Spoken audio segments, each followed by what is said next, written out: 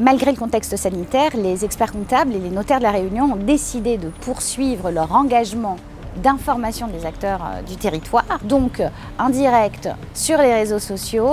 C'est avec un grand plaisir que la Chambre des notaires, en partenariat avec l'Ordre des experts comptables, participe une nouvelle fois à la conférence annuelle sur l'analyse de la loi de finances édition 2022. Bonjour à tous et bienvenue à notre rendez-vous annuel de présentation de la loi de finances. Donc l'objectif, c'est d'informer nos clients, nos entreprises à La Réunion, et ensuite de pouvoir les inciter à venir à notre rencontre. Aujourd'hui, on s'intéresse aux acquéreurs. Donc ça, c'est plutôt une bonne nouvelle et ça va permettre justement la relance économique. C'est une incitation, c'est une aide fiscale à la reprise. Et c'est la première fois que ça arrive. Donc il ne faut pas en mésestimer l'importance, parce que généralement, on aide les cédants sans aider le repreneur, qui, à mon avis, est celui qui devrait être aidé le plus. Puis on va avoir des mesures un peu étonnantes, comme la possibilité d'amortir fiscalement le fonds de commerce, ou bien la possibilité pour un entrepreneur individuel d'opter pour l'IS. Ça, c'est la nouveauté, puisque un entrepreneur individuel jusqu'à présent était soumis à l'IR et non pas à l'IS.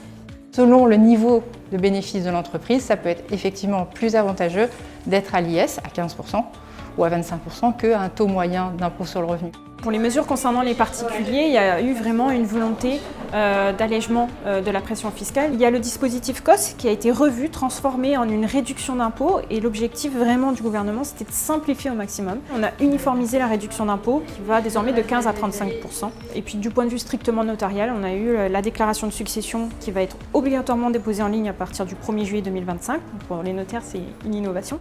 Des partages d'indivisions qui interviennent entre ex-conjoints. Il s'agit d'une mesure de la loi de finances pour 2020 qui prévoit une diminution progressive du taux du droit de partage. Depuis le 1er janvier, il est au taux de 1,10%, donc au lieu de 2,50%. C'est important aujourd'hui qu'on puisse s'emparer de cette chance, puisque l'économie réunionnaise a cette opportunité de pouvoir bénéficier de cet accompagnement financier, et au-delà, on pourra faire percoler ces dispositifs sur un grand nombre d'entreprises sur le territoire réunionnais.